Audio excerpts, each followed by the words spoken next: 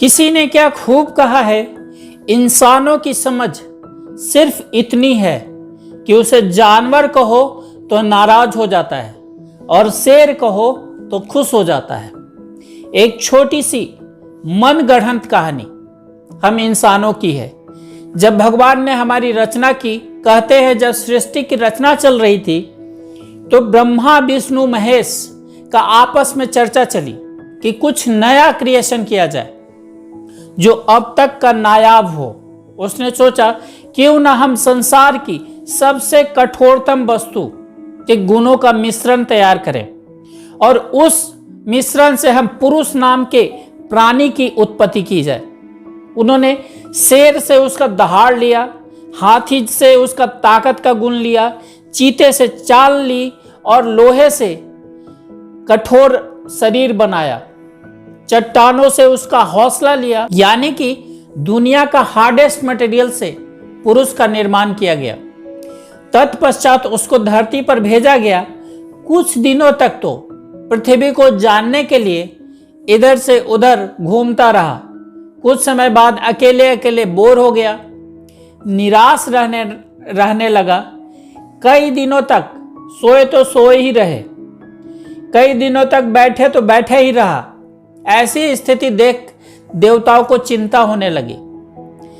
फिर ब्रह्मा विष्णु महेश जी का मीटिंग हुई। उन्होंने इस बार सोचा कि क्यों न दुनिया का सबसे नाजुक से नाजुक चीजों का मिश्रण बना करके एक नायाब चीज तैयार की जाए और उसकी उत्पत्ति की जाए। उन्होंने कोयल से आवाज लिया, हिरन से उसकी चाल ली, फूल से उसका मुखड़ा बनाया, लताओं से लिपटने की अदाएं ली, मोर से उसका सुंदरता लिया।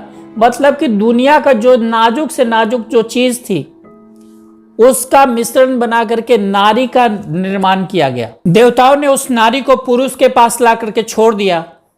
अब पुरुष को जिंदगी का आनंद आने लगा। कुछ वर्ष तो ऐसे गुजर गए जैसे आज और कल की बात हो। धीरे धीरे उस नारी का डिमांड बढ़ने लगा। हद तो तब हो गई जब बिन मौसम वाली फल को खाने का डिमांड रखने लग गई। फेडअप होकर के पुरुष ने सोचा क्यों ना इसको भगवान जी के पास रिटर्न करके आते हैं, और वह ऐसा ही किया। बिना नारी के कुछ दिनों तक तो वह बहुत शांति से सोया रहा, खाया, कहीं भी खाए कहीं भी सोए। लेकिन थोड़े दिनों बाद उसको उसकी याद सताने लगी। उसे लगने लगा कि जब वह बाहर से घर आता था तो कोई तो थी जो उससे बातें किया करती थी, उसकी थकान मिटाया करती थी, बीमार पड़ने पर उसकी सेवा किया करती थी।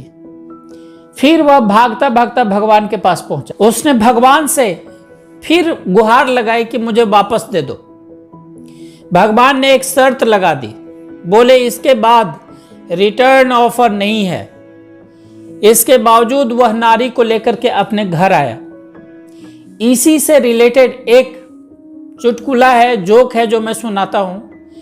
पत्नी, मैं मायके तभी जाऊंगी जब आप मुझे छोड़ने आओगे। पति, मंजूर है, पर वादा करो कि घर भी तुम तभी आओगे जब मैं लेने आऊंगा। दोस्तों, कमेंट बॉक्स में कमेंट जरूर करना ये कहानी कैसी लगी। अगर न्यू हो तो इस चैनल को सब्सक्राइब कर लेना ताकि अच्छी अच्छी कहानियां समय समय पर आपको मिलते रहे। आप अपने दोस्तों को शेयर करना ना भूलें। Thanks for watching. Stay blessed, stay inspired, love you all.